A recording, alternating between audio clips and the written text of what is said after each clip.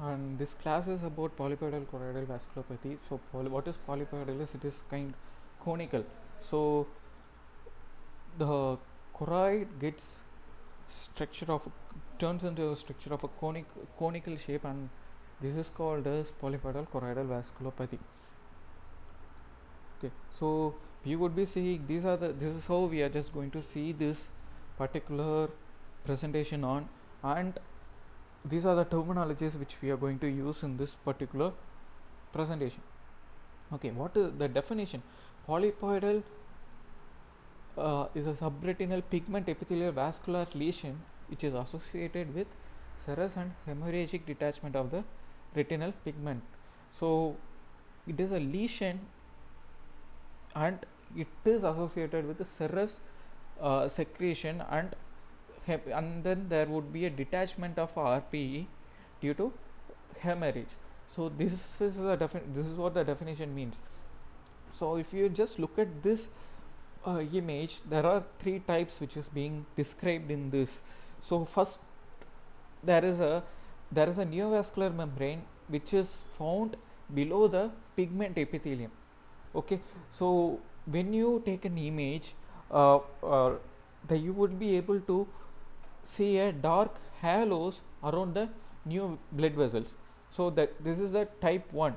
So then this is a type 2, which is a classic condition where we will be the neovascular membrane will be located above the pigment epithelium. Okay, so this is the difference between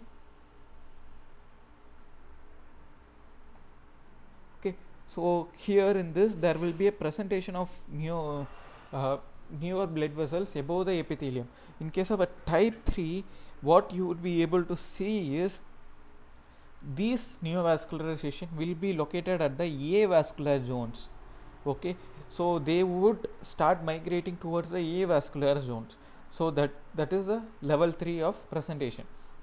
So just to understand more better about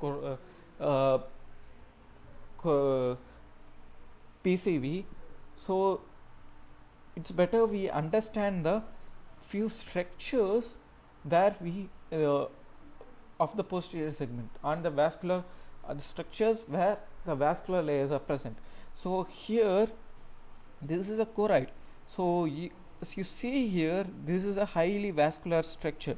Okay, so this is a circle of Zinn where all the just all 360 degrees in a round,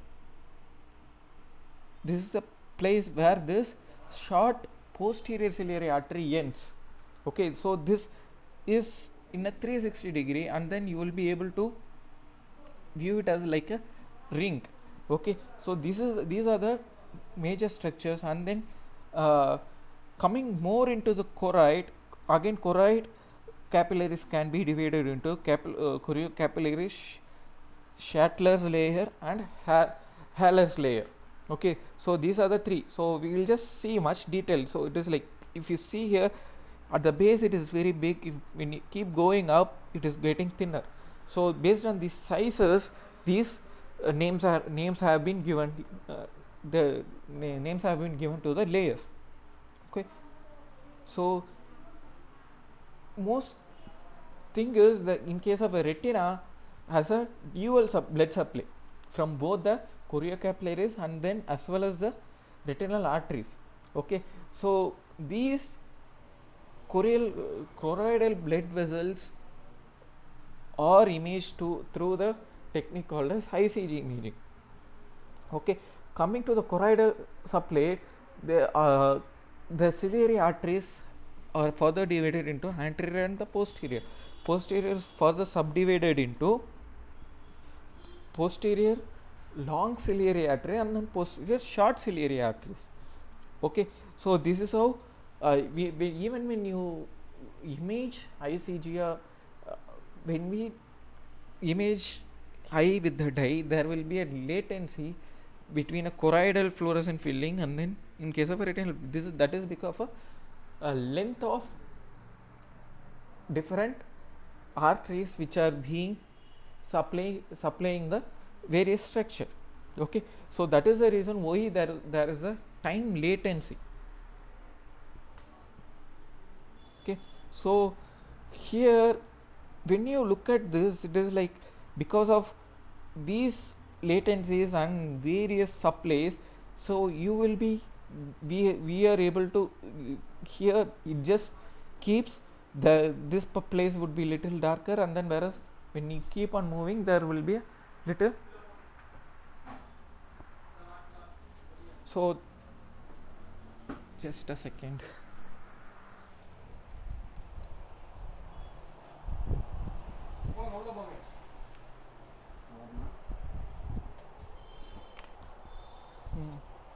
So these changes is the one which is showing a difference in the time latency. So here this is the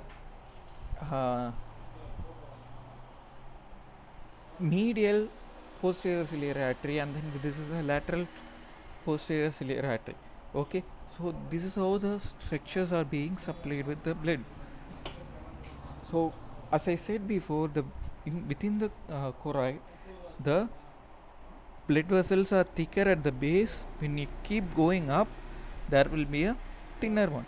So the outermost is the hallux layer with the larger blood vessels, and then Schachtler's layer will have a medium blood vessels, and choriocapillaries will have a small they are small capillaries, post which is the Bruch's membrane. Okay, among this both hallux layer and Schachtler's layer are impermeable, whereas choriocapillaries are a permeable one. Okay, I think this OCT image will help you in better prediction of different layers of the choroid. So coming to the pathophysiology, the Bruch's branches actually the pathophysiology starts with when there is a aberrant branches from the posterior ciliary artery that would lead to a dilation of a hallux layer of choroid, then which is followed by attenuation of the same layer, then there will be a leakage in the plasma. Okay, so then the choroid, when there is a leakage, there would be a lack of blood supply, and then there would be a ischemia, choroidal ischemia. We know that choroid is again supplies nutrition to RPE, and then there will, once that choroid is lacking of nutrition, this again the RPE will again have a ischemia. Then when there is an ischemia, we know the neovascularization starts. So once the neovascularization starts, the polypoidal formation will be there, then the exudation of fibrin and the plasma will be there, then there would be a hemorrhage, PED, followed by which the neurosensory retinal detachment will be there. When there is a all this form, there will be a fibrovascular tissue formation and hyalination of a choroidal vessels. Fine, this is the order of pathology which we in case of a polypoidal choroidal vasculopathy. Okay, so getting into the risk factor, the major risk factor is all the risk factors which are similar to age related macular degeneration, example smoking. So again followed by increased body mass index. Then there are some few researchers stating about genetic linkage, but it is still not clear enough to go much in further. Okay, now getting into the clinical characteristics, the retina will appear like a reddish orange nodular structure. Fine, I think it is more clear in these images. Then there will be a neurosensory detachment, so I think it is better visible here. Then there will be submacular hemorrhages. So here in this case, then there will be a RPE atrophy, then subretinal fibrosis, then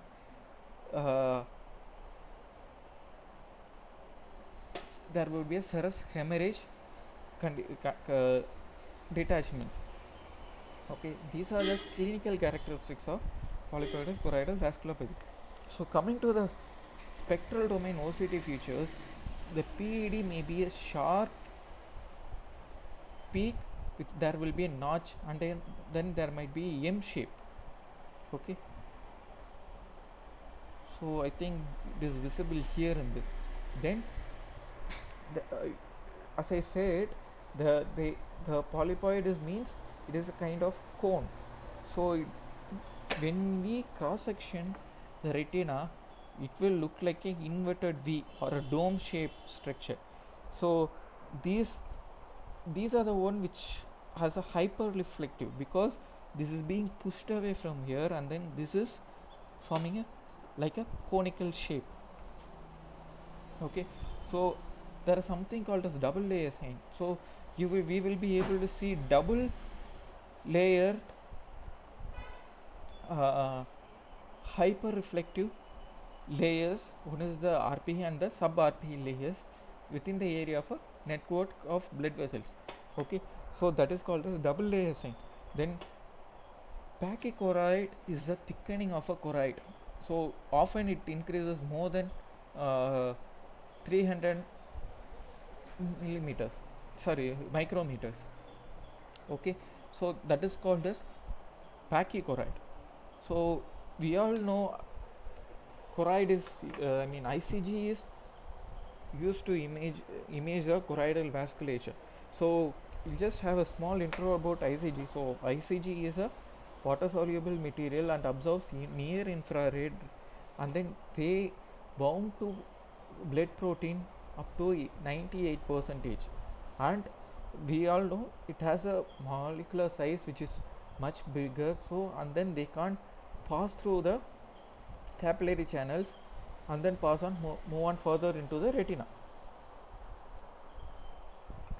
So coming to the pigments, the ocular pigments like melanin, xanthophylls and hemoglobin are the major pigments.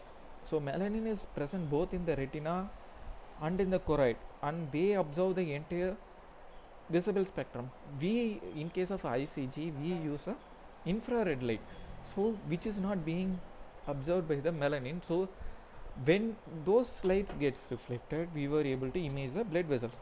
Coming to the hemoglobin, is a pigment property of observing the light at the green end of the light, whereas when it comes to xanthophyll, it absorbs light at the blue end. Okay,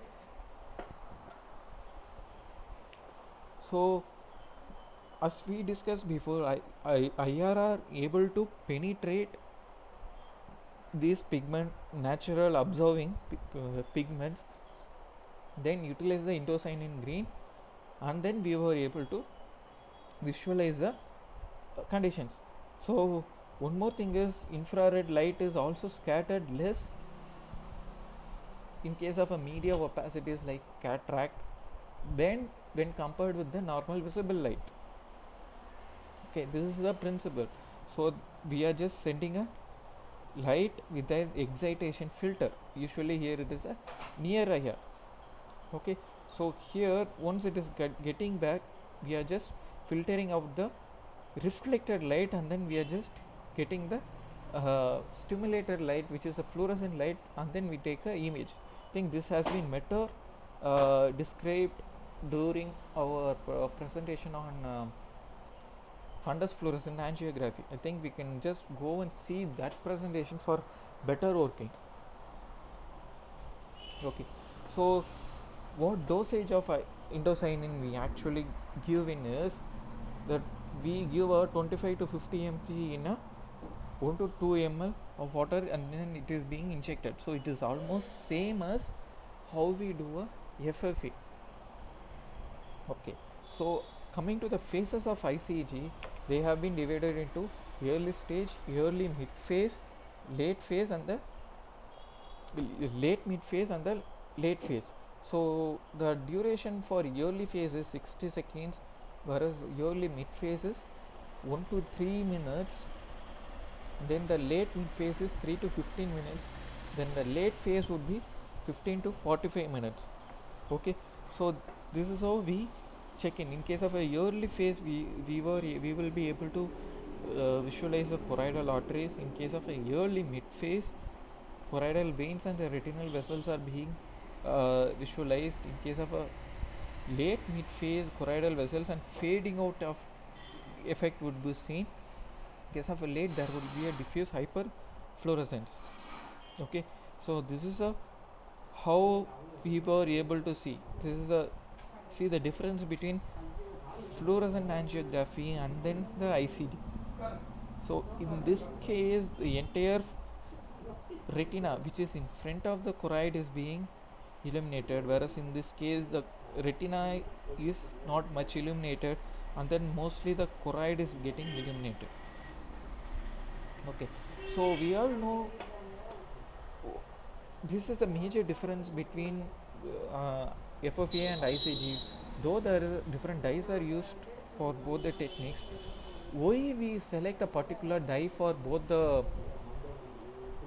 for imaging retina, the fundus fluorescent and sodium fluorescent, and in case of choroid indocyanine green is because of a molecular size. So that is the reason why we are not using same sodium fluorescent for ICG or ICG for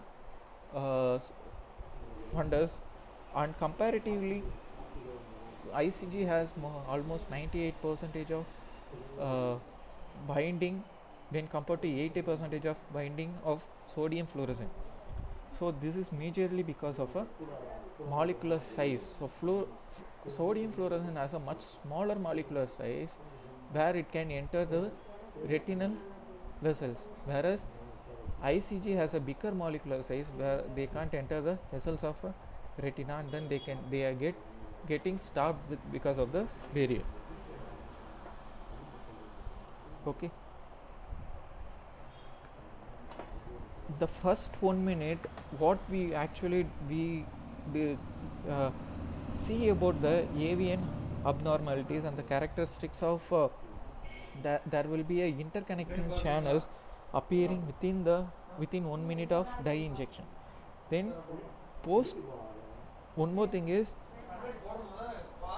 that you will be able to see the feeder blood vessels. So these are the feeder blood vessels, and then this is a avian which was observed within 1 minute of injection. The first 6 minutes, the aerial nodular hyperfluorescence which is seen from the choroidal circulation is noted. They may either be solitary or they might be looking like an arranged strings arranged, or it might look like even a cluster. Okay, additionally indocyanine ICG features include hypofluorescent halo around the hyperfluorescent nodule, and then abnormal vascular channels terminating in the polyps. Fine. The other treatment options which we can consider is a focal laser photocoagulation, the verteporfin, which is a photodynamic therapy, and anti-VEGF, then the other various combination of therapies for these kind of treatments. So coming to the focal laser, it is more of we can treat much of extrafoveal conditions, and then with the combination of anti-VEGF it gives better results, which it is also cost lower. But coming to the limitations, we can't put a laser at the center, and then they give you a large scar, and then the scar increases the enlargement, it becomes very thick. So coming to the photodynamic therapy, it is again effective and bringing back 80% of the vision. At the same time, problem with this is after there might be a drop in vision to baseline after 2 years of a outcome. So there might be because of a change in normal choroidal vasculature, and then this is again when in case of a rare cases there might even be a acute visual loss. Okay, so these are the major disadvantages, and they also cost little high. Coming to the anti-VEGF, we have discussed the same anti-VEGF in case of diabetic retinopathy, where we just arrest the VEGF being generated, and then we limit it with limit the progression by stopping the neovascularization. Okay, so these are the major things.